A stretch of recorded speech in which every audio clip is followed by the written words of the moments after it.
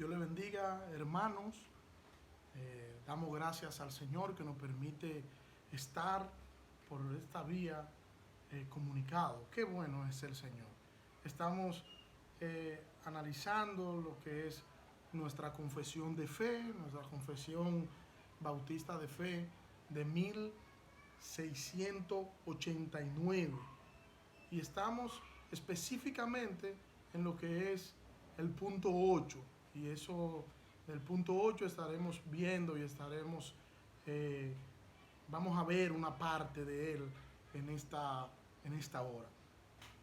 Y quiero citar de inmediato lo que es el punto 8 de Cristo el mediador. Dice el texto, agradó a Dios en su propósito eterno escoger y ordenar al Señor Jesús, su Hijo unigénito, conforme al pacto hecho entre ambos, para que fuera el mediador entre Dios y el hombre, profeta, sacerdote y rey, cabeza y salvador de la iglesia, el heredero de todas las cosas y juez del mundo, a quien dio desde toda la eternidad un pueblo para que fuera su simiente y para que a su tiempo lo redimiera, llamara, justificara, santificara y glorificara.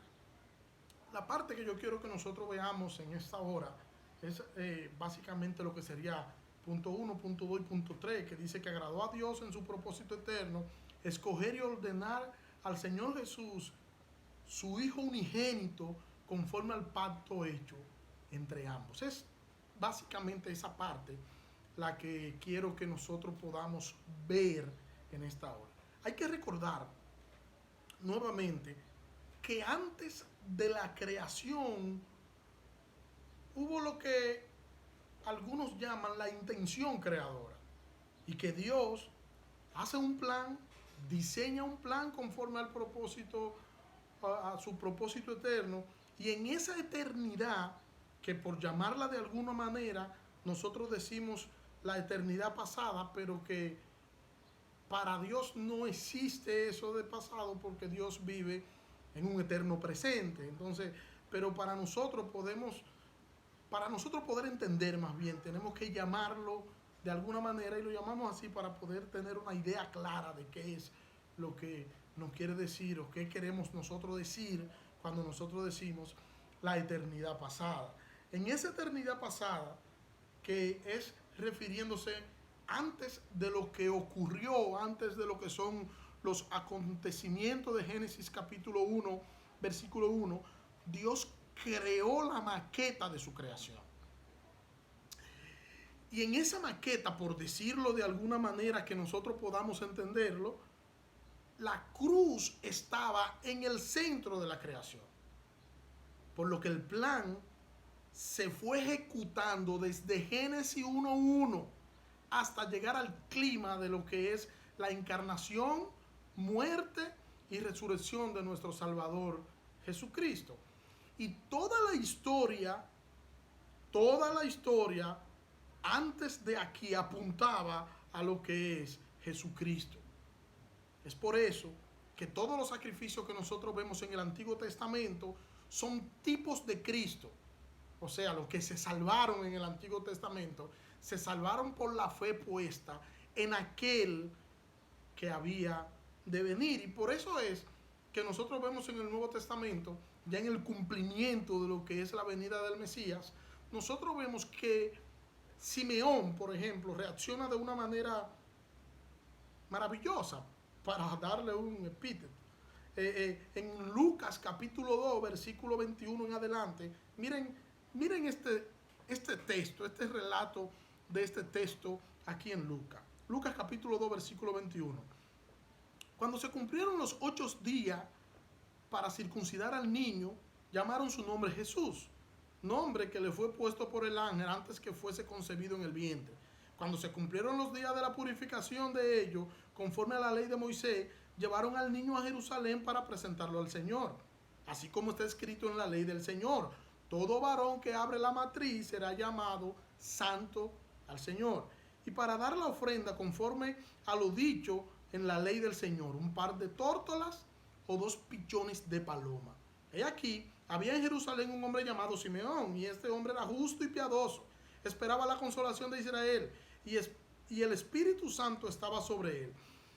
Y a él le había sido revelado por el Espíritu Santo que no vería la muerte antes que viera al Cristo del Señor. Movido por el Espíritu, entró en el templo. Y cuando los padres trajeron al niño Jesús para hacer con él conforme a la costumbre de la ley, Simeón le tomó en sus brazos y bendijo a Dios diciendo: ahora, soberano Señor, despide a tu siervo en paz conforme a tu palabra, porque mis ojos han visto tu salvación, el que has preparado en presencia de todos los pueblos, tu luz para revelación de las naciones y gloria de tu pueblo Israel. El versículo 26 específicamente dice: a él había sido revelado por el Espíritu Santo que no vería la muerte antes que viera al Cristo del Señor. Decir que Cristo es el nombre griego, Mesías es el nombre hebreo, ambos lo que quieren decir es el ungido. O sea, cuando dice que venga el Cristo del Señor, está diciendo el ungido del Señor.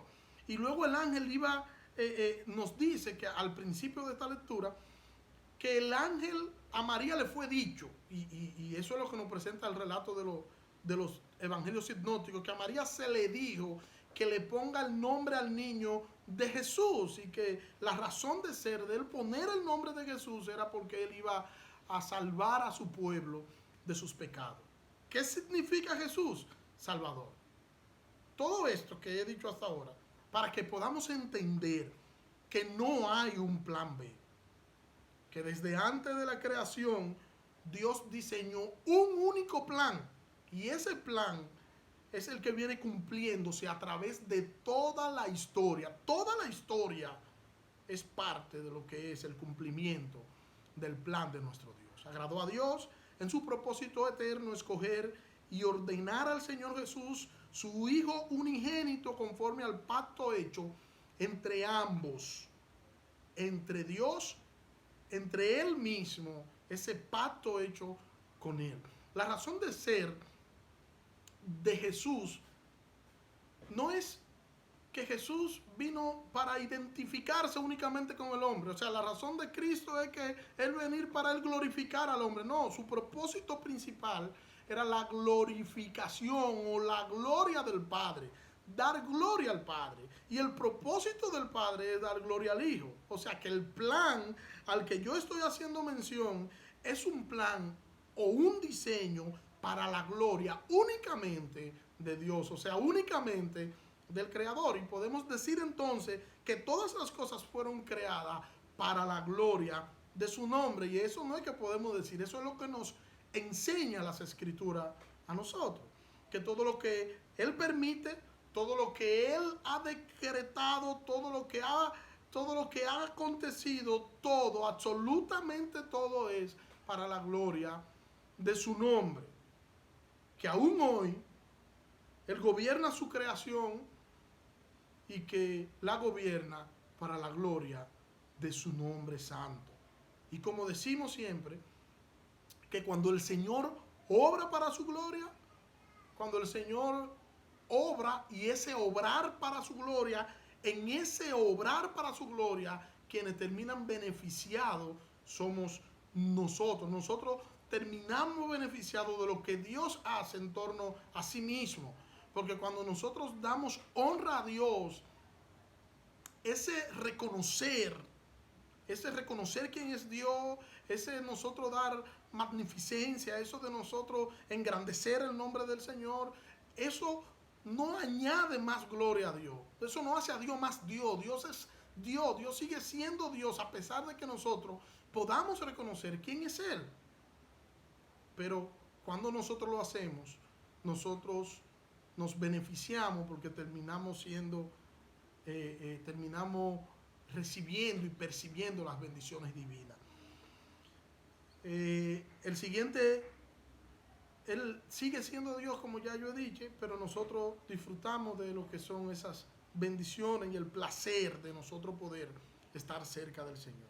Entonces, mis hermanos, por eso, por esta razón dice nuestra confesión de fe, que a Dios le agradó en su propósito eterno escoger y ordenar al Señor Jesús, su Hijo unigénito, conforme al pacto hecho entre ambos. O sea que la razón de ser de Jesús salvar al hombre, la razón de ser no es el hombre, la razón de ser es Dios. Lo que quiero enfatizar es que este es un acto hecho por Dios, en Dios y para Dios.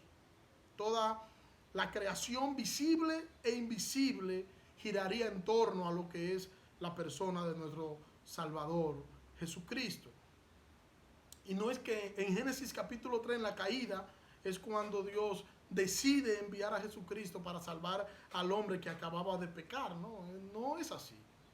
Hemos dicho en otras ocasiones que hay personas que para hablar y para hablar de este tema citan a Isaías y dicen que cuando Isaías está ya en el capítulo 6 de Isaías dice que en el año en que murió el rey Usías, vi a Jehová sentado sobre un trono alto y sublime, las faldas de Jehová llenaban el templo, por encima de él habían serafines, y etcétera, etcétera. Dice que uno de los serafines, o sea, de los seres de fuego, voló hacia Isaías y pasó un carbón encendido por los labios de Isaías. Pero Isaías escuchó una voz que dijo: ¿a quién enviaré y quién irá por vosotros? Y hay personas que dicen que eso es una doble referencia a Cristo, que cuando el hombre pecó, entonces el Padre dijo: ¿a quién enviaré y quién irá a salvar al hombre? Y Cristo dijo: envíame a mí. Heme aquí, envíame a mí. Eso no puede ser así, porque de ser así no estamos hablando de un Dios poderoso, de un Dios que diseñó un plan, de un Dios que creó todas las cosas conforme a su voluntad y que Él le sigue dando seguimiento a su creación para que se cumplan sus planes y sus propósitos. Mire cómo dice Pedro capítulo 1, versículo, primera carta de Pedro capítulo 1, versículo 18 hasta el 21. Dice Pedro allí. Solo quiero que veamos el 20, pero para que tengan el contexto completo, lo vemos desde el 18. Tened presente que habéis sido rescatados de vuestra manera de vivir, la cual heredasteis de vuestros padres, no con cosas corruptibles como oro o plata, sino con la sangre preciosa de Cristo, como de un cordero sin mancha y sin contaminación. Él, a la verdad, fue destinado desde antes de la fundación del mundo, pero ha sido manifestado en los últimos tiempos por causa de vosotros. Por medio de él creéis en Dios, quien lo resucitó de entre los muertos y le ha dado gloria, de modo que vuestra fe y esperanza estén en Dios. Un texto maravilloso, pero quiero que solamente enfocarme a hacer un breve comentario del versículo 20, que dice que antes de la creación Dios planificó la redención de los pecadores en Cristo, pero no lo hizo cuando el hombre pecó en Génesis, en ese momento. No fue que lo hizo, fue antes de eso que Dios lo hizo. Fue destinado desde antes de la fundación del mundo. Fue manifestado entonces para este tiempo, tal y como nos lo dice Pedro. O sea que el tiempo de su primer advenimiento hasta su segunda venida, eso es lo que quiere cubrir esa parte. La muerte de Jesús tenía hora y tenía fecha. De hecho, es muy común nosotros encontrar en los evangelios de Jesús decir: aún no ha llegado mi hora, aún no ha llegado mi hora. La muerte de Jesús y la resurrección de Jesús tenían fecha y hora, pero ambas cosas fueron puestas por el Padre y el Hijo en la eternidad pasada. No fue algo que sucedió al azar, no fue algo que como dicen algunos, a Jesús lo mataron y si vuelve con toda la tecnología y todos los armamentos que hay ahora le irá peor. No es así. A Jesús no lo mataron, Él entregó su vida de manera voluntaria.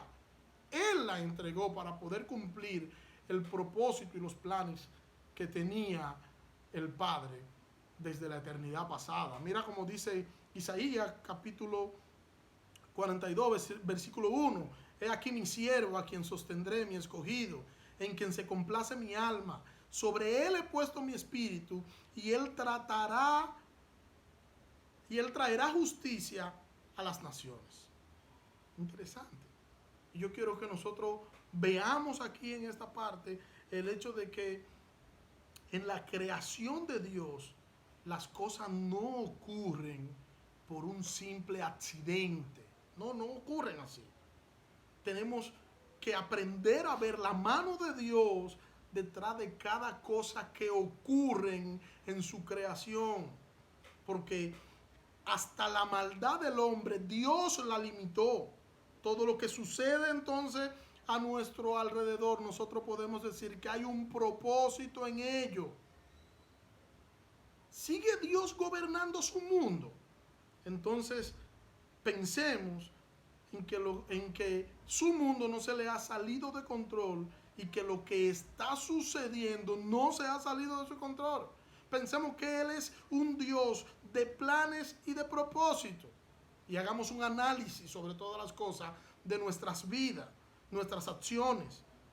Porque al final de esta pandemia, nosotros debemos terminar siendo mejores. Y Jesucristo debe ser nuestra razón y Jesucristo debe ser exaltado en nosotros en medio de todo cuanto esté sucediendo. Y la gente de afuera debe ver en nosotros la gloria de Cristo.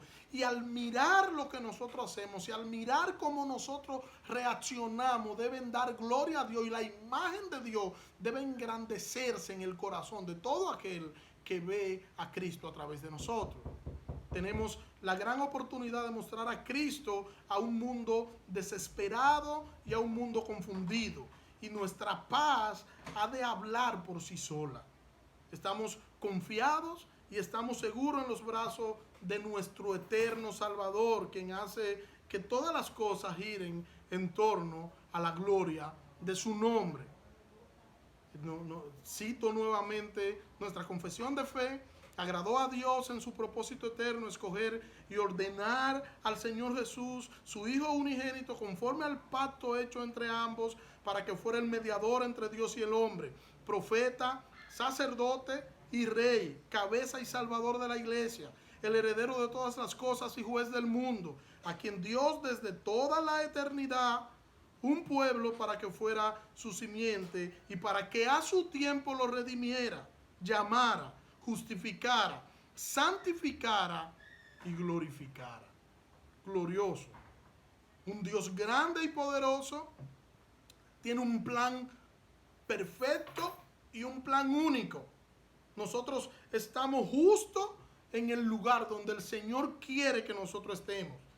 Y desde donde nosotros estamos, tenemos el compromiso de ser luz y mostrar el amor de Dios, ese amor que Dios ha derramado en nuestros corazones, sabiendo que nada ocurre por ocurrir y que nuestro gran Dios creó todas las cosas conforme a su plan perfecto. Y aún hoy, ese plan sigue en pie.